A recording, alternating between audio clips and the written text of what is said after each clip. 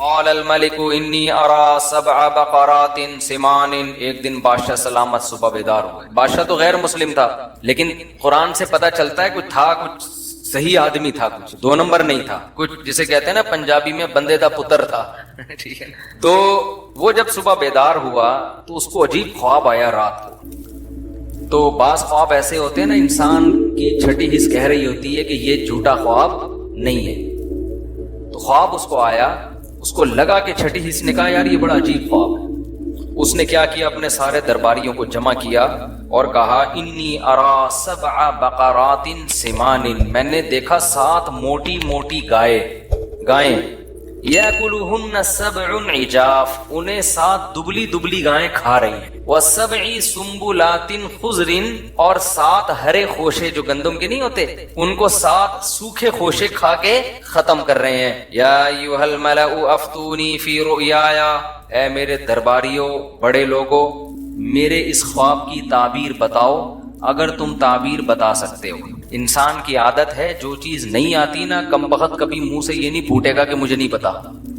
یہ بہت پڑھے لکھے ہونے کی علامت ہوتی ہے کہ آپ کو جو بات نہیں آتی آپ کہتے ہیں سر مجھے معلوم نہیں. دنیا میں 100% چیزیں کسی کو بھی نہیں پتا ہوتی, لیکن بعض لوگوں کو شوق ہوتا ہے ہر فیلڈ میں ٹانگ اڑانے. حدیث کا علم بھی ان کے پاس ہے, فقہ کا علم بھی ان کے پاس ہے, میڈیکل سائنس بھی ان کے پاس ہے, انجینئرنگ کا علم بھی ان کے پاس ہے, جہاز اڑانا بھی یہ جانتے ہیں, سیاست پہ تبصرہ بھی یہ بہت اچھا کر سکتے ہیں, فوج سے بھی ان کے بڑے اچھے تعلقات ہیں, ایجنسی سے بھی ان کے بڑے اچھے تعلقات ہیں, اور بخاری کا بھی ان کو پتا ہے, مسلم کا بھی ان کو پتا ہے, تاریخ بھی ان کو پتا ہے. انہی کو سب کچھ پتا ہے, باقی دنیا میں سب گھاس کھا رہے ہیں. تو مارکیٹ میں یوٹیوب پہ اس قسم کی چیزیں ہول سیل کے حساب سے موجود. تو یہ جو درباری تھے نا بادشاہ کے محل میں, ان کو چاہیے تھا بول دیتے ایکسکیوز می سر ہمیں اس کی تعبیر معلوم بولو نہیں ہے. بول دیتے سر پتہ نہیں کیا تعبیر ہے. لیکن کیا جب مجھے ایک دفعہ نا 2 سال پہلے ہمارے کسی دوست نے تعبیر پوچھی, میں تو تعبیریں بتاتا نہیں, ٹائم ہی نہیں ہے ہمارے پاس بھائی. اب وہ چپک گئے کہ یار مجھے تعبیر بتاؤ تعبیر بتاؤ. میں نے کہا بھائی میرا دماغ نہیں ہے ابھی, میں کدھر بیٹھ کے سوچوں کیا تعبیر ہے اس کی, ہمیں اپنے پتہ نہیں کتنے خواب آ رہے ہوتے ہیں. لیکن وہ تھے بھی بہت قریبی, پیچھے پڑ گئے. پھر میں نے سوچنا شروع کیا, مجھے کوئی تعبیر کھوپڑی میں نہیں آئی. میں نے ان کو کہہ دیا بھائی مجھے اس کی تعبیر معلوم نہیں ہے, کسی اور سے پوچھو. ایک شعر سناؤں ذرا غور سے سنو, آگے آتا نہیں کسی اور سے سنو. ٹھیک ہے نا, یہ والا شعر ہم نے ان کو سنا دیا. وہ پھر چپک گئے, نہیں جی مجھے تعبیر بتاؤ. اب پتہ نہیں خواب کیا تھا. اللہ کی قدرت کے میں ایک دن چائے پی رہا ہوں اور مجھے اس خواب کی تعبیر دماغ میں آ گئی, اور ایسی خاندانی آئی کہ بالکل جو بھی سنتا وہ کہتا ہے یار ہٹو بچوں تعبیر ہے. تو میں نے ان کو خواب کی تعبیر بتائی اور وہ ان کے حالات پر بالکل فٹ آ رہی. تو بعض دفعہ انسان کے دماغ میں اللہ تعبیر ڈال دیتے ہیں, بعض دفعہ تعبیر نہیں ڈالتا. اکثر میں خواب بتاتا ہوں نا, ایک خاتون نے مجھے کہا کہ میں نے اپنے شوہر کو دیکھا گندے کپڑوں میں, گندے لباس. وہ خاتون اپنے شوہر کے خلاف یہ خواب مجھے سنانا چاہ رہی تھی کہ شوہر گندے کپڑوں میں, اس کا مطلب بندہ میلا ہے. یہ بندہ کیا ہے کہتے ہیں نا میلا, اور اس کے بچے بھی ہوتے ہیں, لوگ کہتے ہیں میلے کا وہ اس کے ابا کو لوگ کہتے ہیں میلے کا باپ آ رہا ہے. ٹھیک ہے نا. تو میں نے اس خاتون سے کہا کہ مجھے اس کی تعبیر یہ معلوم ہوتی ہے کہ آپ ٹھیک نہیں ہو. وجہ اس کی ہے کہ شوہر کا لباس میلا, تو شوہر کا لباس تو بیوی ہے. قرآن کہتے ہیں نا ہن لباس لکم وانتم لباس لہن, بیوی کا لباس شوہر ہے اور شوہر کا لباس کیا ہے بیوی. تو اللہ نے آپ کو تنبیہ کی ہے کہ آپ ٹھیک ہو جاؤ. تو وہ پھر جب ان کی حالات سامنے آئے نا تو پتہ چلا کہ واقعی عورت کا سلوک شوہر کے ساتھ ٹھیک نہیں تھا. بعض دفعہ اس کے برعکس بھی ہوتا ہے, میاں ٹھیک نہیں ہوتا, لیکن کبھی ایسا بھی ہو جاتا ہے, کہیں کہیں چیدہ ایسے واقعات بھی مل جاتے ہیں کہ کہیں خاتون کا سلوک ٹھیک نہیں ہوتا. تو خواب کی تعبیر بعض دفعہ ذہن میں آتی ہے, بعض دفعہ نہیں آتی. جب نہیں آئے انسان بول دے بھائی مجھے معلوم نہیں. لیکن ان کو یہ توفیق نہیں ہوئی کہ منہ سے پھوٹ دیں کہ ہمیں معلوم نہیں ہے, ظاہر ہے بےزتی ہو جائے گی. بادشاہ کہے گا تم پھر ہو کیا, اتنے بڑے فنٹر کیوں بنے ہوئے. تو جواب میں کہنے لگے اضغاث احلام, بادشاہ سلامت یہ خواب نہیں ہے, پراگندہ خیالات ہیں. دن بھر حکومت کے کاموں میں آپ مصروف رہتے ہیں, بغاوتوں کو کچلنا, سلطنت کی حدود کو, ظاہر ہے ٹینشن میں آدمی کو جیسے ساس سانپ کی شکل میں اور جٹھانی چھپکلی کی شکل میں آ سکتی ہے, تو آپ کو بھی موٹی پتلی گائیں خواب میں میں کیا ہو رہی ہیں؟ آ رہی ہیں. وما نحن بتأویل الاحلام بعالمین، اور اس قسم کے جو الٹے الٹے خواب ہوتے ہیں نا، ان کی تعبیریں ہم نہیں جانتے. یہ تو خواب ہی نہیں ہے، تو ہمیں دماغ میں الٹ پٹانگ خیالات تھے جو گائے اور بھیڑ بن کے آ گئے. یہ والے خوابوں کی تعبیر ہم نہیں جانتے. وہ خاندانی خواب ہو تو سنائیں، ہم تعبیر بھی بتائیں. وقال الذی نجا منہما، جس کو نجات ملی تھی نا، جو بادشاہ کو شراب پلانے پر مامور تھا، اس کو ایک دم یاد آیا، ارے خواب کی تعبیر تو یوسف نے بتائی تھی اور بڑی صحیح تعبیر نکلی تھی. فوراً نمبر بنانے کے لیے بادشاہ سے کہنے لگا، انا انبئکم بتأویلہ فارسلون، میں بتاؤں گا تعبیر، مجھے ایک بندہ معلوم ہے، اس کے پاس مجھے بھیجو. حالانکہ اب تک وہ بندہ اس کو یاد نہیں تھا، اب اپنا مفاد ہے نا، تو بندہ بھی یاد آ گیا. پھر کیا کہتا ہے؟ یوسف ایھا الصدیق، یوسف اے دوست. بھائی اتنی گہری دوستی تھی تو بندے کو بھول کیوں گئے؟ مفاد میں انسان القاب بھی لگاتا ہے اور یاد بھی رکھتا ہے، جہاں مفاد ختم بھول جاتا ہے. یوسف ایھا الصدیق، یوسف اے میرے دوست، افتینا فی سبع بقرات سمان، ذرا فتویٰ دیں ہمیں، ذرا مسئلہ بتائیں، ذرا تعبیر بتائیں. 7 موٹی موٹی گائیں ہیں جو 7 دبلی گایوں کو کھا رہی ہیں، اور 7 ہرے خوشے سوکھے خوشوں کو کھا رہے ہیں. لعلی ارجع الی الناس، میں فوراً یہ تعبیر لے کے لوگوں کے پاس جاؤں گا، ان کو پتہ چل جائے گا. حضرت یوسف نے ایک لمحہ بھی توقف کیے بغیر فوراً تعبیر بتانا شروع کر دی. یہ معجزہ تھا ان کا. آج یوٹیوب پہ خوابوں کی تعبیروں کے نام پہ چینل بنے ہوئے ہیں، الو بنانے کے علاوہ کوئی کام نہیں کر رہے. خوب سمجھ لو. دیکھو، جن دنیا میں جو بے روزگار ہوتا ہے نا، اس کو کوئی نہ کوئی ٹیکنیکل طریقہ چاہیے ہوتا ہے. جس آدمی کے پاس عزت کے صحیح راستے نہیں ہوتے تو کیا وہ بےزتی برداشت کر لے گا؟ تو وہ عزت کے دوسرے 2 نمبر راستے اختیار کر لیتا ہے. تو یوٹیوب پہ چینل بنا لیا، پھر پھینکتے رہتے ہیں وہاں بیٹھ کے. کبوتر نظر آیا تو یہ مطلب ہے، بلی نظر آئی تو یہ مطلب ہے، دودھ نظر آیا تو یہ مطلب ہے. پھینکتے رہتے ہیں، پھر لوگ ان سے رابطہ کرتے رہتے ہیں، یہ ادھر سے پھینک رہے ہیں، ادھر سے لوگ. تو یہ آسان کام نہیں ہے. بعض دفعہ اللہ کسی کے دماغ میں ڈال دیتے ہیں، بعض دفعہ کرامت کے طور پہ کسی کو بتا دیتے ہیں، انبیاء کو معجزوں کے طور پہ بتا دیتے ہیں. تو یوسف علیہ السلام نے فرمایا، تزرعون 7 سنین دأبا، بھئی اس کی تعبیر یہ ہے کہ تم لوگ 7 سال تک زراعت کرو گے اور خوب پیداوار ہوگی. مصر میں 7 سال تک ہیں تمہارے پاس. فما حصدتم فذروه فی سنبلہ، جب کھیتی کاٹو تو وہ جو سنبل ہے نا، سنبل جو کیا کہتے ہیں اس کو، خوشے جس کو کہتے ہیں، گندم کو اس سے نہ نکالنا. وجہ کیا ہے کہ اگلے 7 سال تک اسی گندم کو استعمال کرنا ہے تم نے، یعنی اسٹور کرو ابھی سے اگلے 7 سالوں کے لیے. یہ حضرت یوسف علیہ السلام نے ایسا کام مصر کو بتا دیا کہ قحط پوری دنیا میں پڑا تھا. پوری دنیا کو پتا چل گیا کہ مصر والوں نے ایڈوانس میں 7 سال کا راشن جمع کر کے رکھا ہوا ہے. یعنی اس خواب کی وجہ سے نا بہت بڑی تباہی سے مصر کو بھی بچایا اور باقی دنیا کو بھی. اور مصر کی جو گورنمنٹ تھی وہ معاشی لحاظ سے بہت اسٹیبل ہو گئی. وجہ اس کی یہ ہے کہ جب چینی مارکیٹ سے شارٹ ہو تو جس کے پاس چینی ہوگی وہ مالدار بنے گا کہ نہیں بنے گا. تو یوسف علیہ السلام نے ان کو بتایا، بھائی 7 سال تک تمہارے پاس پیداوار کو کھانے کا اور جمع کرنے کا آپشن ہے. تھوڑا تھوڑا کھاتے رہو اور باقی اسٹور کرو. اسٹور کرنے کا طریقہ یہی تھا کہ بھائی اس کو نکالو نہیں، ورنہ وہ کیڑا لگ جائے گا اس. تو اگلے 7 سال کے لیے اس کو اسٹور کر لو. اور پھر کیا ہے، ثم یاتی من بعد ذلک 7 شداد یاکل ما قدمتم لہن، اس کے بعد 7 سال بہت سخت آئیں گے قحط کے. جو کچھ تم نے جمع کیا ہوگا وہ 7 سال اس کو کیا کر دیں گے، کھا پی کے ختم. الا قلیلا مما تحصنون، سوائے اس کے جو تم نے بچا کے رکھ لیا پہلے سے مینجمنٹ کے تحت. اس سے ہمیں یہ بھی پتہ چلتا ہے کہ مستقبل کی پہلے سے پلاننگ کرنا یہ توکل کے خلاف. بول لو نا کیا ہو گیا یار، نہیں. لوگ کہتے ہیں نہیں پہلے سے پلاننگ نہیں کر، کھاؤ پیو اڑا دو پھینک دو، ادھر دعوتیں کر دی، جتنا پیسہ آیا ادھر بانٹ بوٹ کے، اس کے بعد اگلے دن لوگوں سے قرضہ مانگتے. پان گٹکے کے پیسے بھی نہیں ہوتے اگلے دن اس کے پاس.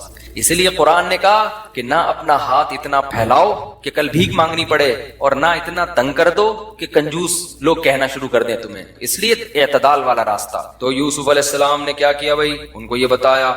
قال الملک اتونی بھی، بادشاہ بڑا خوش ہوا. بادشاہ کو تھا کہ اگر یہ واقعی 7 سال بعد قحط پڑ جاتا ہے تو یہ تو بڑا یعنی زبردست شخص ہے یہ. تو بادشاہ نے کہا کہ اس کو لے کر آؤ یوسف. پہلے بھی بادشاہ کو پتا تھا کہ میری بیوی نے کس قدر ورغلانے کی کوشش کی، مگر یہ پاک دامن نوجوان اس نے برائی کی طرف نہیں گیا. اس سے پہلے ہی بڑا متاثر تھا یوسف علیہ السلام کی صلاحیت پر. لیکن جب تعبیر بتائیے بادشاہ نے کہا کہ لے کر آؤ.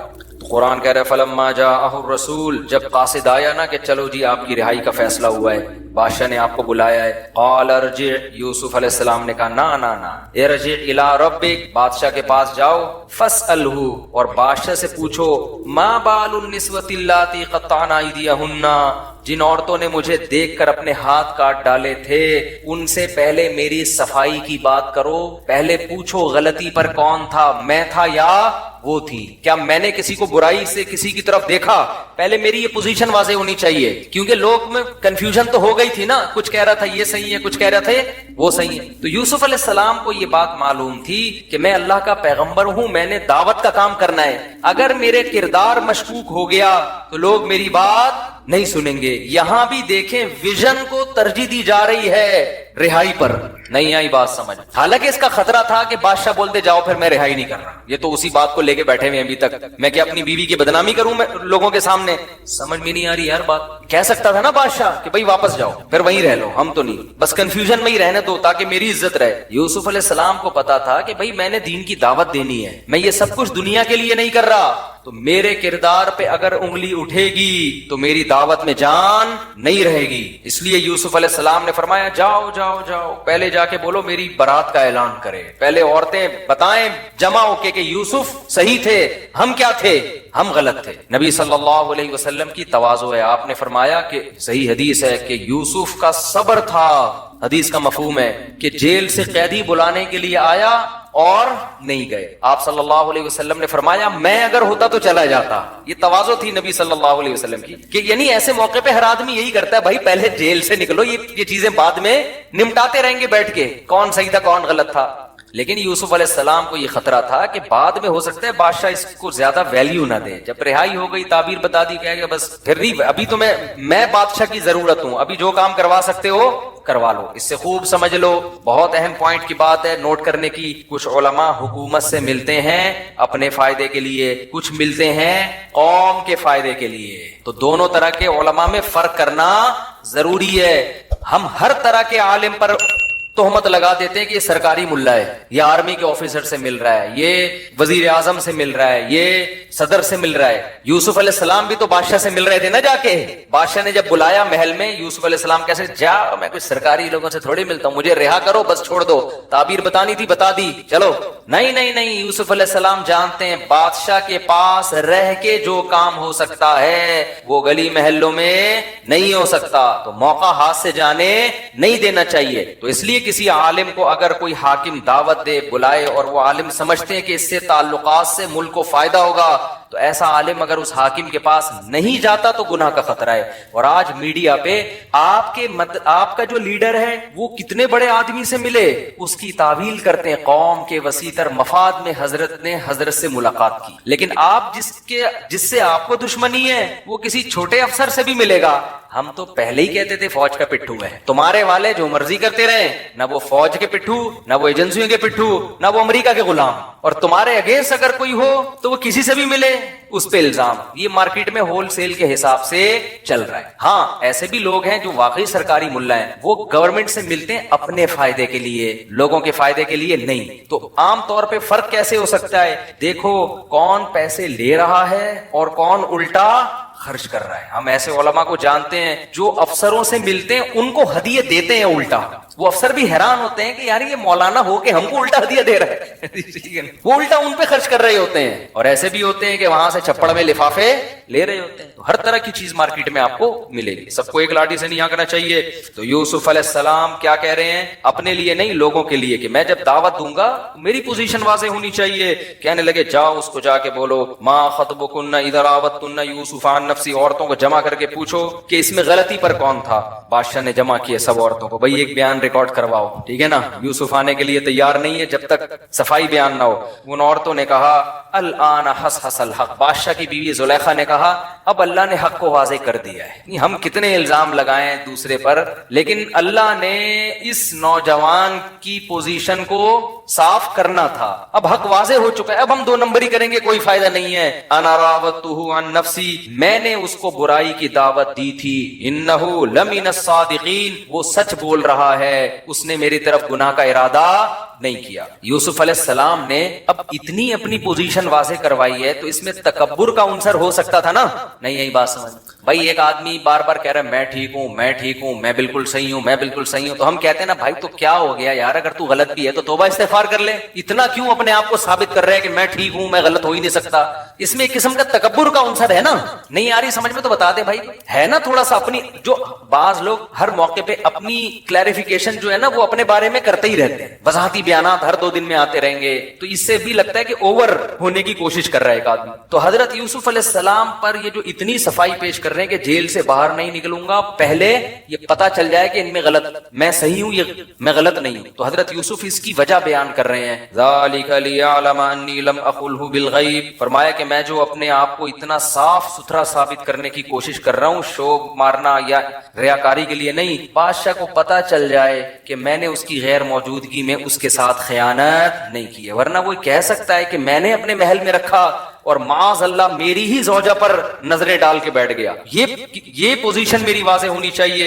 وَأَنَّ اللَّهَ لَا يَهْدِي كَيْدَ الْخَائِنِينَ، اور میں یہ بھی بتانا چاہتا ہوں لوگوں کو کہ جو خیانت کرنے والے ہوتے ہیں اللہ ان کی رہنمائی نہیں کرتا. کیونکہ اگر میں مشکوک، مجھ پر الزام لگتے اور ترقی ملتی تو لوگ کہتے یار 2 نمبر ہو کے بھی بڑی ترقیاں مل سکتی ہیں. تو میں بتانا چاہتا ہوں کہ تقوی کے ساتھ جو کچھ ملتا ہے انجام متقیوں کا اچھا ہوتا ہے. لگے وما ابرئ نفسی، میں اپنے نفس کو بری نہیں کرتا کہ میرا نفس بڑا پاک دامن ہے، مجھ سے گناہ ہو ہی نہیں سکتا. نا نا نا نا، ان النفس لامارۃ بالسوء، نفس کا تو کام ہی برائیوں کی دعوت دینا ہے. کتنی تواضع ہے، آپ دیکھو کتنی تواضع. اور آج ہم تھوڑی سی کوئی تعریف کر دے تو کیسا چوڑے میں آ جاتے ہیں، اپنی اپنی تعریف کی ویڈیو بنا بنا کے یوٹیوب پہ خود ہی ڈال رہے ہوتے ہیں. میں بہت اچھا ہوں، میں نے یہ کیا، میں نے یہ کیا، میں بہت اچھا. تو تواضع اللہ کو پسند ہے. یوسف علیہ السلام نے اپنی پاک دامنی بیان کی اور پھر کیا کہہ رہے ہیں، وما ابرئ نفسی. بھائی میں یہ نہیں کہہ رہا میں اچھا ہوں، انسان کی جو اندر کی میں ہے وہ تو برائی ہی کی دعوت دیتی ہے. الا ما رحم ربی، ہاں جس پر میرا رب رحم کر دے. تو یہ میرے رب نے مجھ پر رحم کیا تھا کہ مجھے برائی سے بچا لیا. گویا میں اچھا نہیں ہوں، اللہ اچھا ہے جس نے مجھے بچا لیا. سمجھ میں آ رہی ہے کہ نہیں آ رہی؟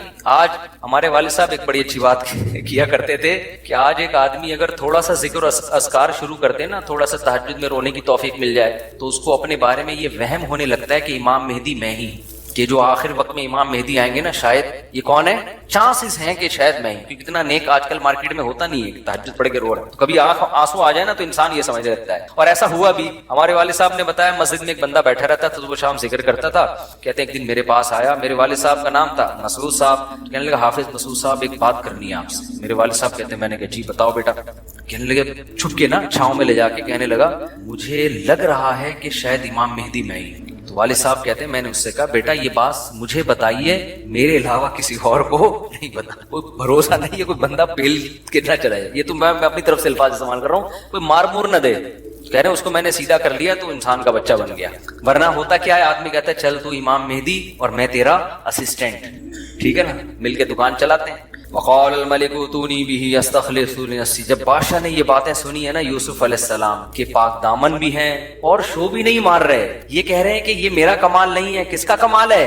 اللہ. حالانکہ ایسے موقع پہ تو انسان کتنا کوشش کرتا ہے نا آگے نکلنے کی. بادشاہ تھا ذہین آدمی. ذہین آدمی کیا کرتا ہے، تھوڑی دیر میں آبزرو کر لیتا ہے کہ اس آدمی کی شخصیت میں وزن کتنا ہے. بعض لوگ بہت بول رہے ہوتے ہیں میں یوں، آدمی کو اندازہ ہو جاتا ہے یہ باتوں کا پھینکو ہے اور کچھ بھی نہیں ہے. یہ جو لوگ کہتے ہیں نا کہ تقریر سے، بیان سے لوگ آبزرو کر لیتے ہیں کسی کی بات چیت سے، یہ حقیقت ہے. جن میں آبزرو کرنے کی صلاحیت ہوتی ہے نا وہ بندے کو 10-15 منٹ میں جانچ لیتے ہیں کہ اس کا وزن کتنا ہے. بادشاہ کو اندازہ ہو گیا بھائی یہ معمولی نہیں ہے، یہ بہت زیادہ اچھے اخلاق کے حامل ہیں اور بڑے ذہین ہیں. لہذا بادشاہ نے کہا صرف رہائی نہیں ملے گی، ایتونی بہی، ان کو لے کر آؤ، استخلصہ لنفسی، میں ان کو اپنا مشیر خاص بناؤں گا.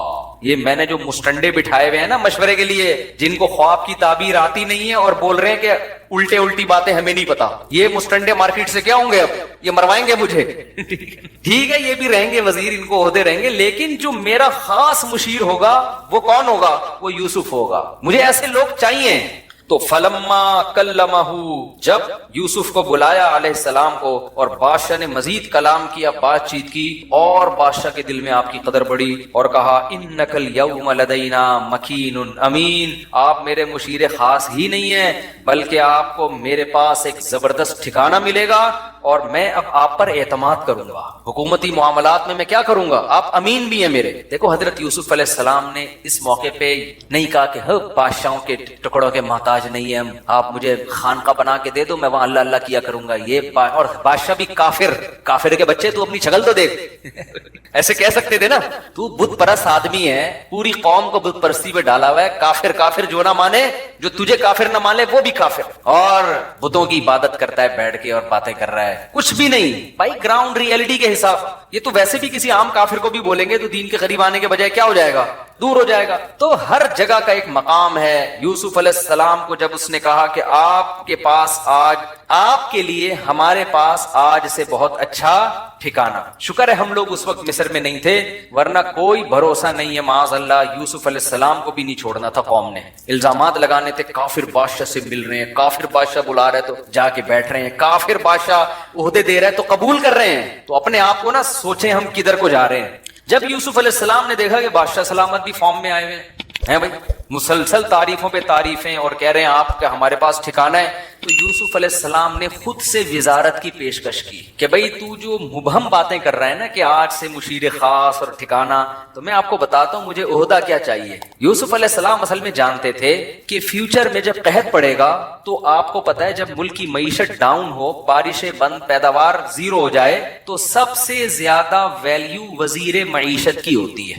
کیا خیال ہے بھائی؟ بادشاہ کی بھی پھر ویلیو نہیں رہتی، لوگ دیکھتے ہیں کہ جو وزیر معیشت کا وزیر ہے وہ اب ملک کو بچاتا کیسے ہے، وہ بجٹ کیا نکالتا ہے، بجٹ کیا اناؤنس کرتا ہے، کتنا اسٹور کرنا ہے، کتنا ایکسپورٹ کرنا ہے، اور جو ایکسپورٹ ہوگا اس کی ویلیو کیا ہوگی۔ تو یہ کام نالج اور علم کے بغیر یہ دیسی طریقے سے نہیں ہوتا کہ جناب آپ نے کہا کہ ہم یوں کریں گے کہ جی وہ قرضہ معاف کرانے کے لیے ہم کہیں گے یہ والا چندہ لے کے IMF کا قرضہ دیں گے، مزید سود مانگو گے تو غوری میزائل سے اڑا دیں گے ہم۔ بعض لوگوں کی یہ بھی رائے ہے، ان کا اپنا ایک نظریہ ہے، تو یہ دیسی طریقے سے نہیں ہوتا، اس کے لیے اکاؤنٹنٹ ہوتے ہیں، اکنامکس کے ماہرین ہوتے ہیں، یہ جو CA کرتے ہیں نا آج گورے CA کرواتے ہیں نا، چارٹرڈ اکاؤنٹنٹ، آپ کو پتا ہے کہ اکاؤنٹنگ کے علم کی بنیاد مسلمانوں نے رکھی ہے، بلکہ کچھ اصطلاحات بھی اکاؤنٹنگ میں وہی استعمال ہو رہی ہیں جو مسلمانوں کی تھی، کیونکہ مسلمانوں نے 1920 میں جا کے خلافت عثمانیہ ختم ہوئی ہے، تو پوری پتہ نہیں کتنے کنٹری تھے، آپ ذرا گوگل پہ لکھے کتنے ملک تھے جو خلافت عثمانیہ کے تحت تھے،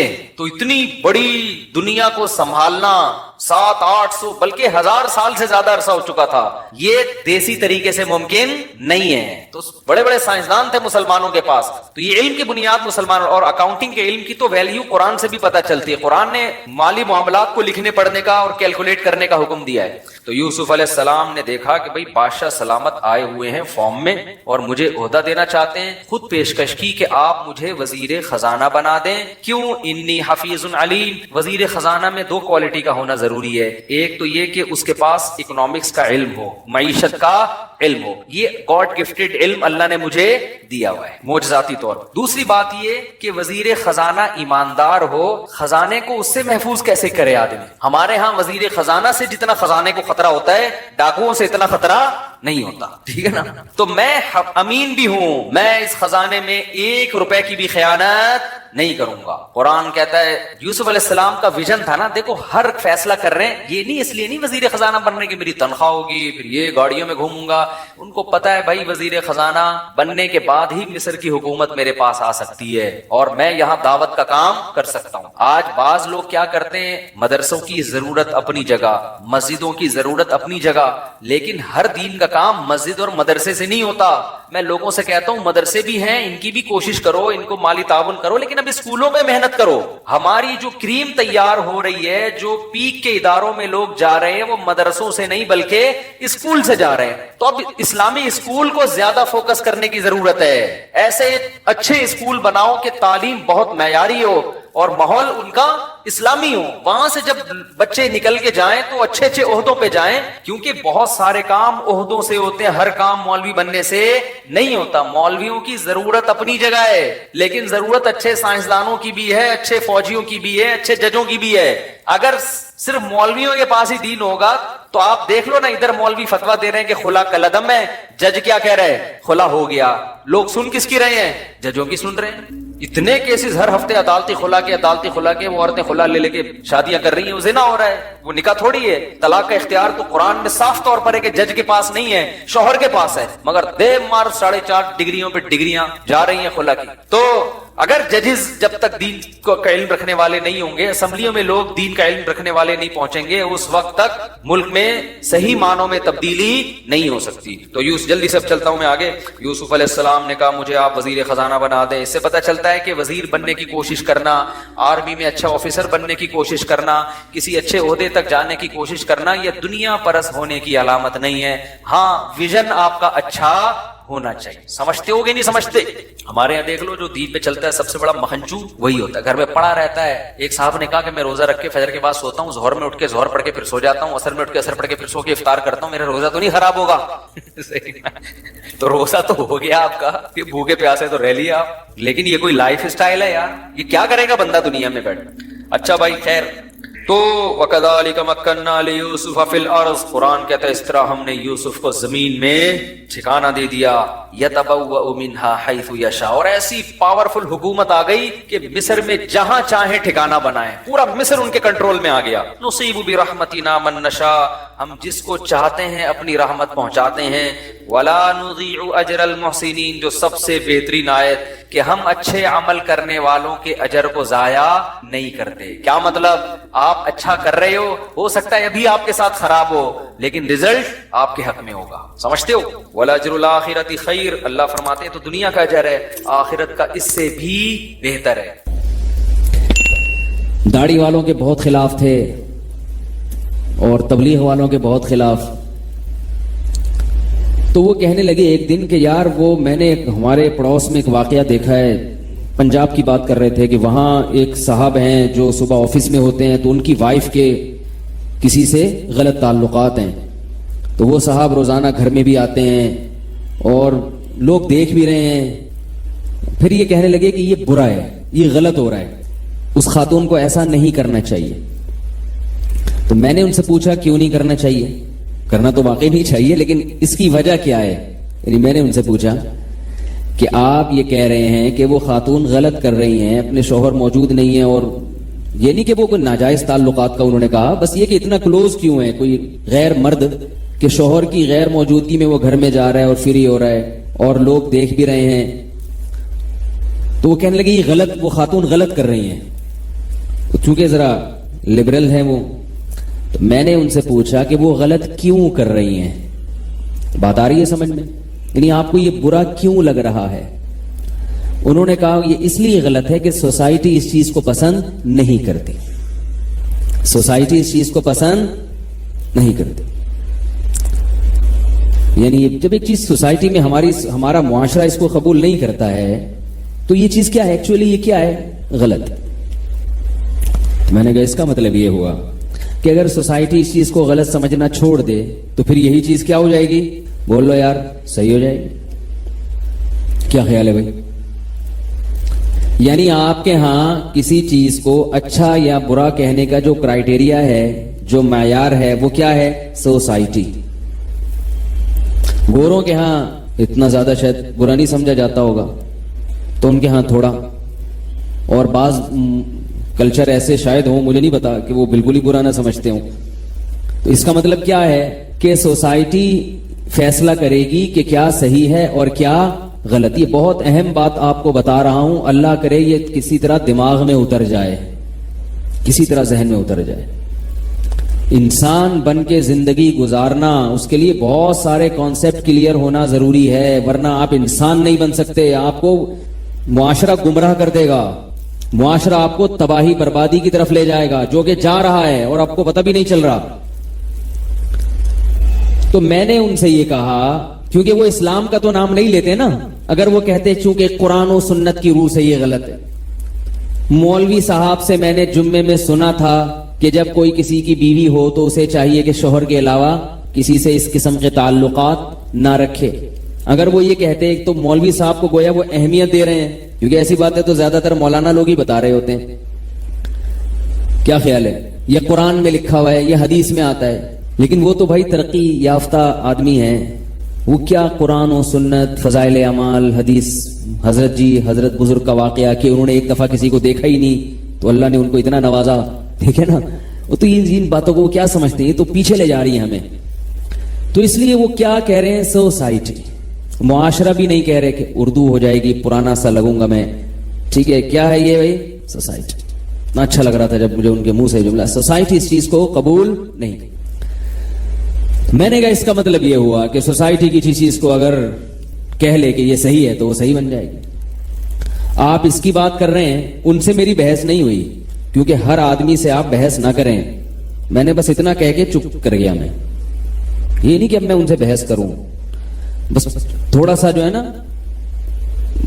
यानी थोड़ी सी बात करके पतली गली से निकल लो, ताकि वो अभी नहीं सोचेंगे, वो जिंदगी के किसी मोड़ पर सोचने पर मजबूर होंगे। ये जो बहस है ना, किसी के पीछे हाथ धो के पड़ जाओ, इससे कभी भी फायदा नहीं होता, याद रखो, कभी भी फायदा नहीं होता। अगला जिद पे आ जाता है।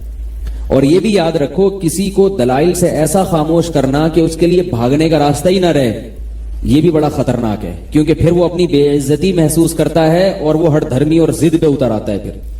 इसलिए दुश्मन के लिए थोड़ा सा रास्ता भागने का रखो कि भाई अभी भाग जाओ, दोबारा इज्जत एहतराम के साथ वापस आ जाना।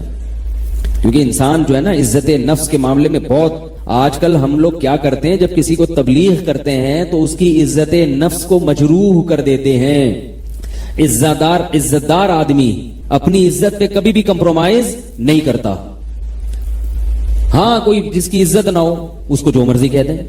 जैसे एक आदमी ने कहा, अपने दोस्त से कह रहा था कि शुक्र है महल्ले में मेरी इज्जत नहीं है। उसने कहा क्यों भाई? कहना वरना आज बड़ी बेइज्जती हो जाती मेरी। क्या कह रहा है कि शुक्र है इस महल्ले में मेरी इज्जत नहीं है। क्यों भाई? इस पे शुक्र की क्या बात? कह रहा है वरना आज मेरी बहुत बेइज्जती हो जाती। यानी वो इस पे शुक्र अदा कर रहा है कि पहले से अगर उसने काम ऐसा किया था, काम उस बंदे से ऐसा हो गया था कि वो महल्ले में पकड़ा गया कोई बुरा काम करते हुए, तो कोई बेइज्जती नहीं हुई, इसलिए कि बंदा ही कोई इज्जत थी नहीं उसकी। तो वो क्या कह रहा है कि अल्लाह का बहुत बहुत फजल हो गया कि इस महल्ले में मेरी इज्जत पहले ही से ही नहीं है, वरना आज बहुत ज्यादा बेइज्जती हो जाती है। ठीक ठीक, ऐसा भी होता है, ऐसा भी होता है बड़े शहरों में। तो इज्जत जब होगी तो बेइज्जती का डर भी होता है। इज्जत ही ना हो जो मर्जी हो, फिर क्या होगा? फिर कहता है यार हमारी कौन सा इज्जत है।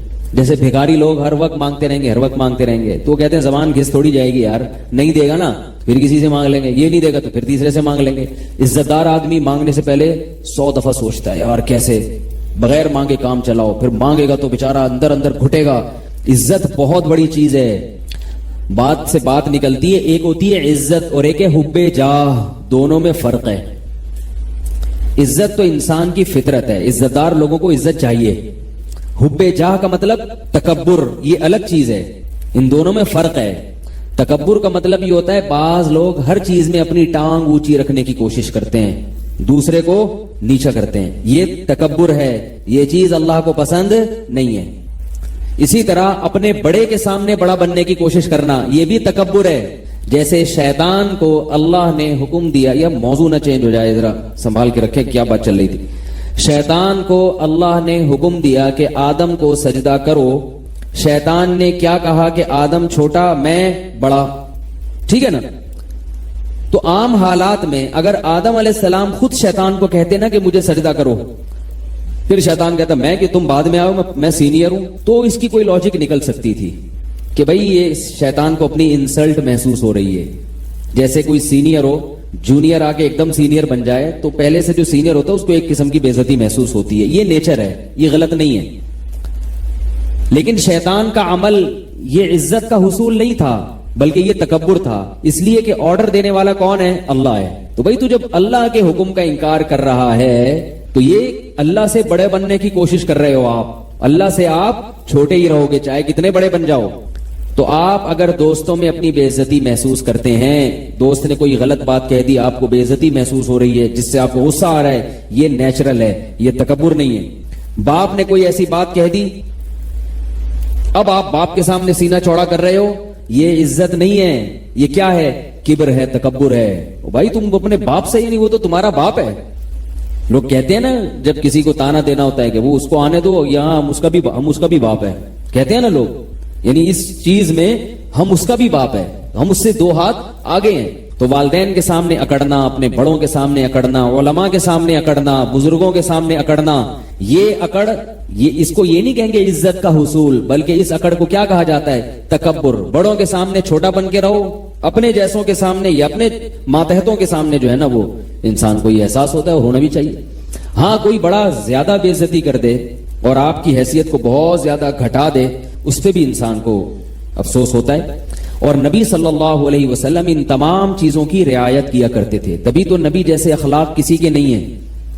آپ صلی اللہ علیہ وسلم عزت دار لوگوں کو بہت عزت دیتے تھے، چاہے وہ کافر ہی کیوں نہ ہو، چاہے وہ کافر کیوں نہ ہو، کیونکہ جب ایک دفعہ کسی کو معاشرے میں عزت ملتی ہے تو وہ کافر بھی اگر ہوگا نا تو وہ اپنی بے عزتی نہیں چاہے گا، کبھی نہیں چاہے گا۔ ابو سفیان سردار تھے، ساری زندگی سرداری میں گزاری، اسلام دشمنی میں گزاری، لیکن جب مکہ فتح ہوا، ابو سفیان مسلمان ہوئے، تو آپ صلی اللہ علیہ وسلم نے ایسا نہیں کیا کہ ان کو پیشانی کے بال سے پکڑ کے گھسیٹا ہو، گھوڑے کے پیچھے باندھ دیا ہو کہ ان کو مدینہ کی گلیوں میں گھسیٹا جائے۔ انہوں نے ساری زندگی اسلام دشمنی میں گزاری، ساری زندگی یہ کیا، ساری زندگی یہ کیا، نہ بھائی سردار آدمی ہیں تو اب اسلام قبول کیا ہے تو ان کو ایسا پروٹوکول دیا جو دوسروں کو نہیں دیا۔ کیا فرمایا؟ جو ابو سفیان کے گھر میں داخل ہو گیا اس کا خون ہم پر حرام ہے، بس جنگ ہے نا، جو بھی دشمن آئے گا گردن اڑے گی اس کی، لیکن جو ابو سفیان کے گھر میں چلا گیا اس کا خون، اس کی گردن نہیں اڑے گی، اس کو امن مل گیا۔ کتنی عزت دی ابو سفیان کو،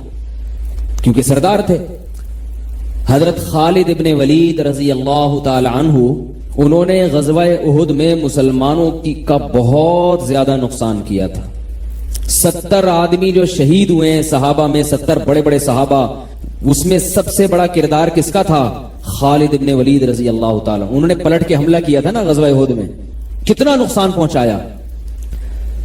پھر صلح حدیبیہ میں جو لڑنے کے لیے آئے وہ خالد ابن ولید آئے، لیکن جب صلح ہو گئی تو خالد ابن ولید تلوار کی نوک سے اسلام نہیں قبول کر رہے تھے۔ عزت دار آدمی تھے نا، اس میں ذلت محسوس کرتے تھے، بھائی میں شکست کھا کے اسلام قبول کروں، یہ کیسے ہو سکتا ہے؟ آپ صلی اللہ علیہ وسلم نے ان کو عزت دی اور ایک قاصد بھیجا اور کہا کہ خالد ابن ولید سے جا کے کہو کہ تمہارے جیسا سمجھدار آدمی، ذہین آدمی ابھی تک کافر ہے، یہ ہماری سمجھ میں نہیں آتا۔ بڑی تعجب کی بات ہے، اتنا ذہین آدمی، اتنا ہوشیار آدمی، اور ابھی تک اس کی سمجھ میں اسلام نہیں آ رہا۔ اور پھر یہ بھی فرمایا کہ تم اگر اسلام قبول کرو گے تمہیں یہاں عزت ملے گی۔ اب ہم جیسے سطحی ذہن کے لوگ ہوتے اس وقت، ہم کہتے ہیں ہاں یہ تو اسلام قبول کیا جا رہا ہے عزت کے لیے، لالچ دے دے کے لوگوں کو مسلمان بنایا جا رہا ہے۔ آج کوئی مولوی اگر ایسا کر دے کہ بھائی فلاں قادیانی کے پاس تحفے بھیج دے، کسی سردار کے پاس یا کسی اور کافر کے پاس، ایک تو وہ قادیانی ہے جس میں لچک ہی نہیں ہے، ایک وہ ہے جو حق کی تلاش میں ہے، تو ایسے آدمی کو ہدیہ دینا، اس کی دعوت کرنا، اس کو عزت دینا تاکہ وہ اسلام کے قریب آ جائے، یہ نہیں کہ اس کو آپ ایسا اس سے بدتمیزی سے بات کریں۔ وہ میں اکثر واقعہ سناتا ہوں، قادیانی کے پاس قادیانی تھے، وہ بات کرنا چاہتے تھے، چاہنا اس کی علامت ہے کہ وہ چاہ رہے ہیں کہ ہمیں سیدھا راستہ ملے۔ تو ایک گاؤں سے کوئی مناظر چلے گئے، ہمارے استاذ نے واقعہ سنایا، وہ قادیانی کے بیٹے لے کر آئے کہ آپ ہم سے بھی بات کریں، ہمارے والد سے بھی بات کریں، اگر کچھ بات ہوئی تو ہم لے آئیں گے، اسلام قبول کر لیں گے۔ تو ہمارے استاذ کہہ رہے ہیں کہ وہ جو مناظر گیا نا، اس نے وہاں جا کے بات کیسے شروع کی؟ انہوں نے کہا سب سے پہلے تو میں یہ ثابت کروں گا کہ مرزا غلام احمد کی شکل بالکل ایسے کتے جیسی تھی جیسے تمہارے ابا کی شکل ہے۔ یہ اسٹائل ہے اسلام کی تبلیغ، یعنی ان کا خیال یہ تھا کہ چونکہ یہ قادیانی ہیں، دائرہ اسلام سے خارج ہیں، تو ان کی پہلے ہم شکل پہ بات کریں گے کہ یہ کس سے ملتی جلتی ہے۔ تو جب بیٹوں کے سامنے باپ کو آپ کہو گے معاذ اللہ اس طرح سے کتوں جیسی شکل، تو وہ آگے بات چلے گی؟ بات ہی نہیں چلے گی آگے۔ تو جو اسلام دشمن ہیں، جو چاہتے ہی نہیں، ان کا معاملہ الگ ہے، اور جو تحقیق کرنا چاہتے ہیں ان کا معاملہ الگ ہے. لوگ سوال پوچھتے ہیں غیر مسلم کے ساتھ کیسا سلوک کرنا چاہیے. رسول اللہ صلی اللہ علیہ وسلم نے غیر مسلموں کے ساتھ بہت اچھا سلوک کیا ہے. قرآن نے جو کہا ہے نا کہ ان پر شدت کرو، وہ میدان جنگ میں لڑنے والا ہے. جنگ کے اصول کچھ اور ہیں، امن کے اصول کچھ اور ہیں. میدان جنگ میں تو ظاہر ہے لڑائی ہوگی نا، اس میں تو بہادری دکھائی جائے گی، اس میں تو للکارا جائے گا. اس میں اگر آپ تھینک یو اور جزاک اللہ سے بات شروع کر دیں وہ تو کہے گا یہ تو بزدل ہے. جنگ کے میدان میں تو سینہ اکڑا جاتا ہے اور کہا کوئی ہے کسی میں دم ہے تو آئے.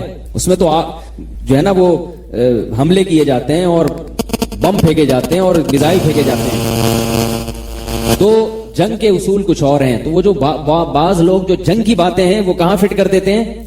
امن کے حالات. امن میں ایسا نہیں ہے. رسول اللہ صلی اللہ علیہ وسلم دوسرے ملکوں کے بادشاہوں کے ساتھ آپ صلی اللہ علیہ وسلم کا کیا سلوک تھا. صحابہ کرام ہدایہ بھی بھیجا کرتے تھے اور خاص طور پہ غیر مسلم سرداروں کو آپ صلی اللہ علیہ وسلم نے الگ سے تحفے دیے ہیں، کیونکہ سردار آدمی اپنی عزت چاہتا ہے.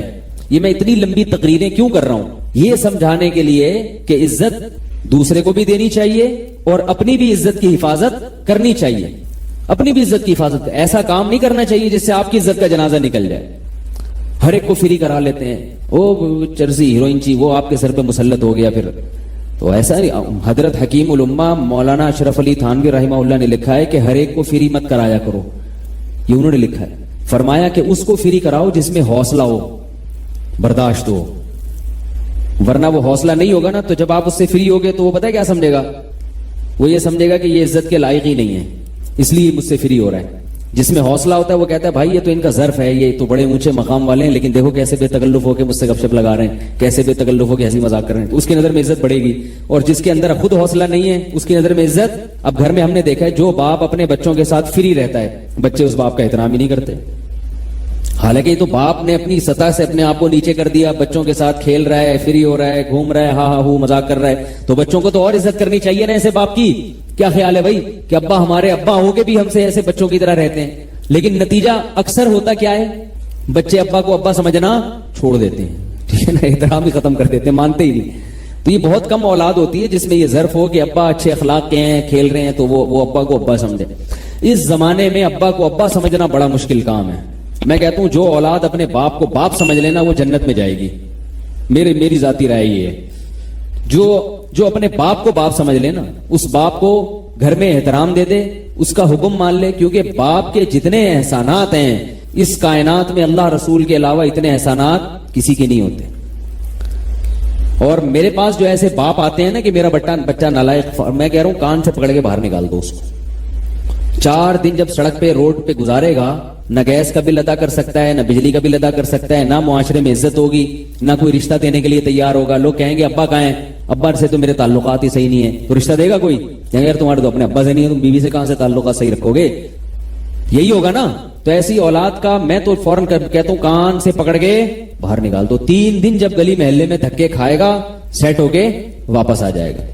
لیکن باپ کا یہ بھی ظرف ہے کہ اتنا کچھ ہونے کے باوجود بھی وہ باہر نہیں نکالتا. کہتا ہے کہاں جائے گا بیچارہ. یہ باپ ہوتا ہے. خیر، تو خالد ابن ولید رضی اللہ تعالی عنہ کو رسول اللہ صلی اللہ علیہ وسلم نے کیا کہا کہ ہمارے پاس آؤ گے تو تمہیں عزت ملے گی. یہ نہیں کہ اسلام کے لیے لالچ دی جا رہی ہے، نہ، بلکہ ان کے ذہن میں، خالد ابن ولید کے ذہن میں ایک وسوسہ شیطان ڈال سکتا تھا کہ میں نے اتنا نقصان پہنچایا، اب اگر میں مسلمان ہو بھی جاتا ہوں یہ لوگ تو مجھے تانے دیں گے، یہ تو مجھے رسوا کریں گے، یہ تو انگلیاں اٹھائیں گے میری طرف. اور خالد ابن ولید نے ساری زندگی عزت دیکھی ہے، اپنی قوم میں سردار تھے نا، کبھی ذلت نہیں دیکھی. تو لوگ انگلیاں اٹھائیں گے، لوگ کیا کہیں گے، ذلیل نہ کر دیں. تو اس کا جواب دیا جا رہا ہے کہ ایسا نہیں ہوگا جیسا تم سمجھ رہے ہو، عزت ملے گی، عزت. فوراً اسلام قبول کیا. جو گھٹیا لوگ ہوتے ہیں نا ان کو سیدھے راستے پہ لانے کے لیے چپیٹ لگانے پڑتے ہیں، ٹھیک ہے نا، ٹھڈے مارنے پڑتے ہیں، تمیز انسان بن جا.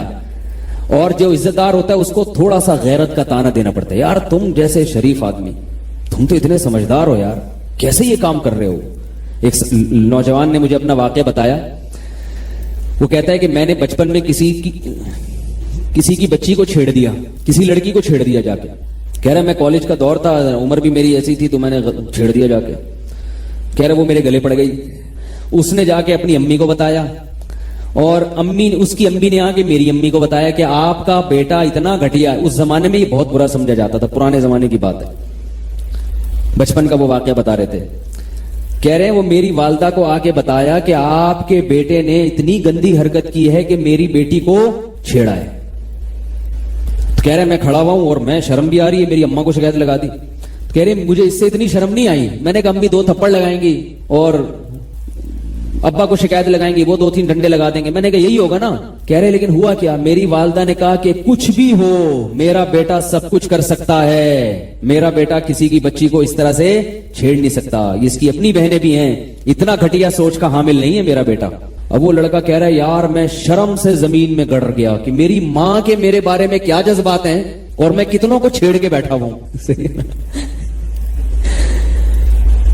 कह रहे मैं कितनों को छेड़ के बैठा हुआ हूं और मेरी माँ के मेरे बारे में ये जज्बात है। कह रहे बार बार मेरी माँ कह रही है उस खातून का नाम लेके, वो जो भी बहन होंगी पड़ोसी होंगी, क्योंकि पड़ोसियों को ही छेड़ा जाता है ना, मुझे नहीं पता कि पड़ोसी होगी वो, तो वो कह रही है अपने उस पड़ोसन का नाम लेके कि बहन तुम जो कुछ भी कह दो, मेरे बच्चे पे इल्जाम लगा लो, इसने फला को मार दिया, इसने फला से स्कूल से छुट्टी कर ली, या यूं कर लिया, ये कर लिया, लेकिन मेरा बेटा किसी की बेटी को, बहू बेटी को छेड़ नहीं सकता, क्योंकि हम इज्जतदार घराने के लोग हैं और इज्जतदार घराने वाले ऐसे काम नहीं करते।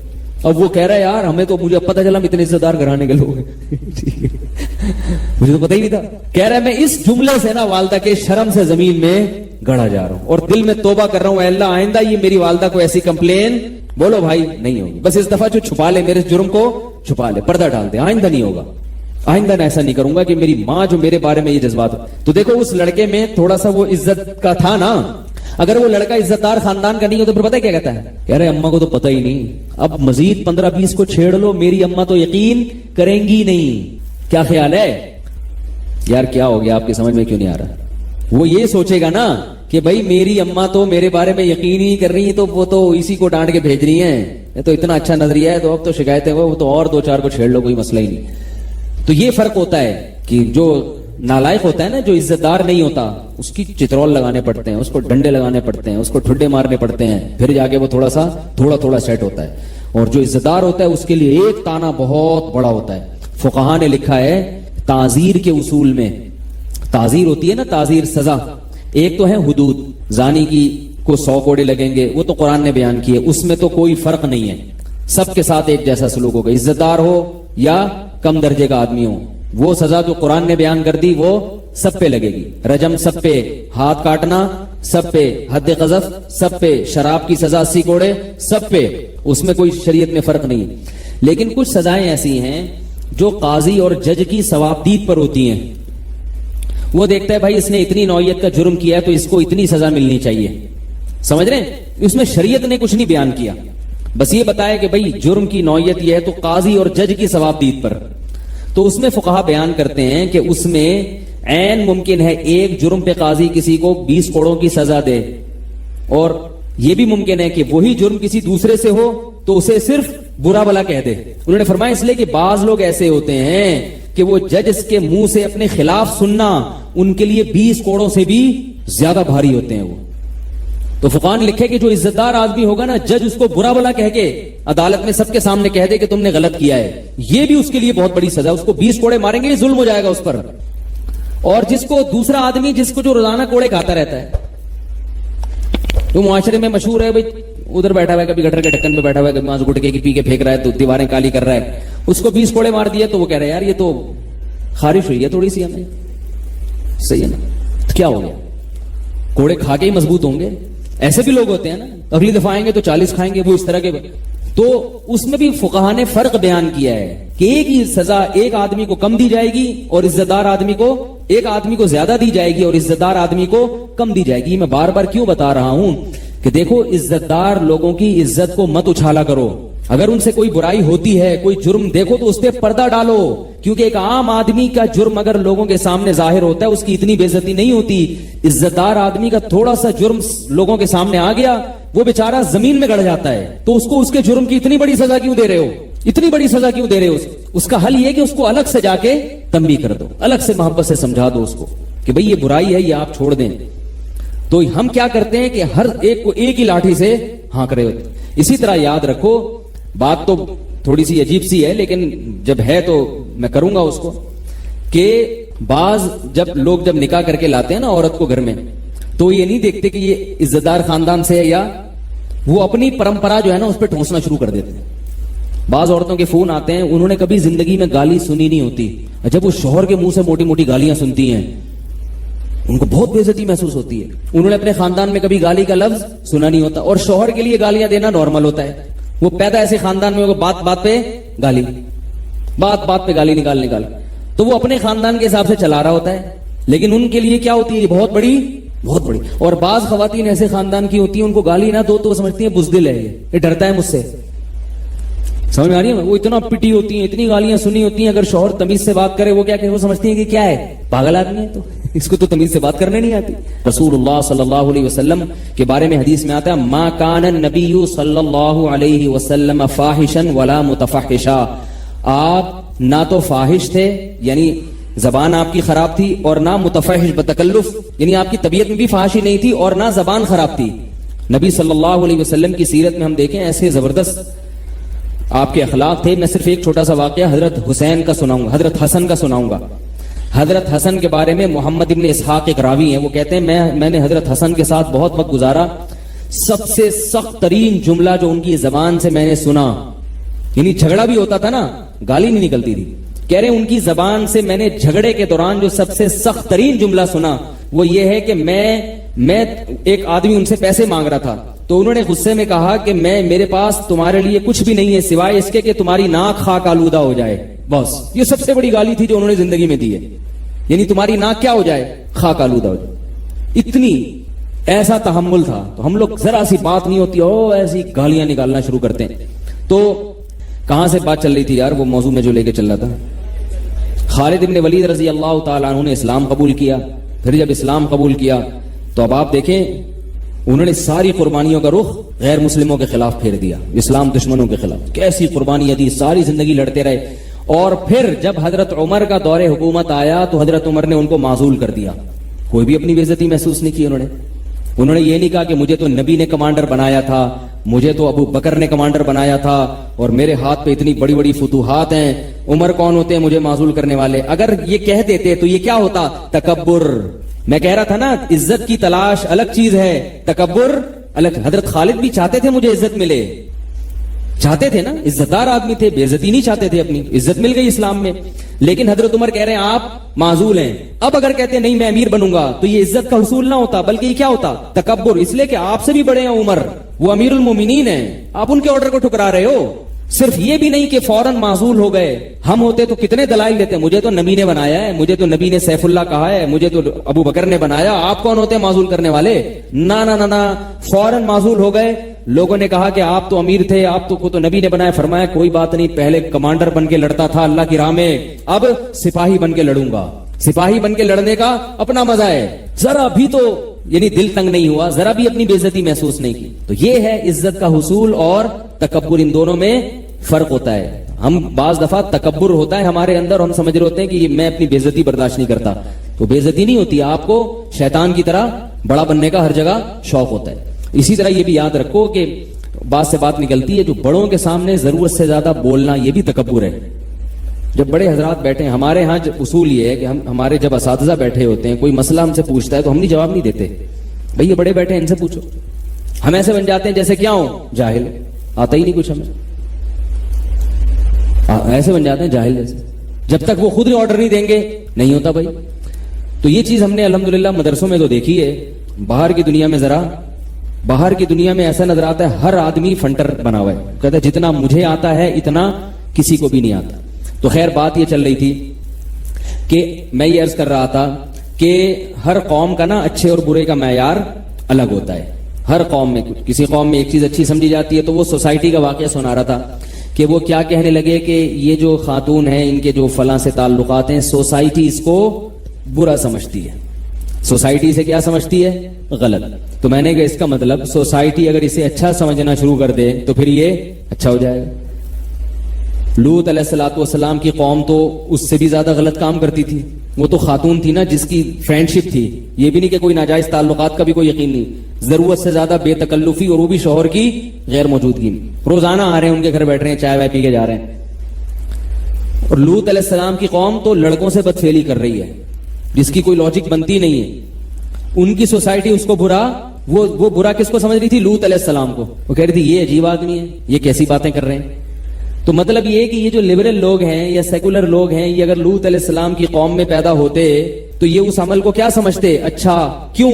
سوسائٹی اس کو اچھا سمجھ رہی ہے. یہی وجہ ہے کہ آج یورپ اور امریکہ میں یہ جو مردوں کی سے بدکاری کا عمل ہے اس کو برا نہیں سمجھا جاتا، حالانکہ پہلے یہ گالی تھی. یہی لفظ انگریزوں کی لغت میں، گوروں کی ڈکشنری میں گالی سمجھا جاتا تھا، اور اب یہ گالی نہیں سمجھا جاتا کیونکہ سوسائٹی اس کو برا، بولو بھائی، نہیں سمجھتی.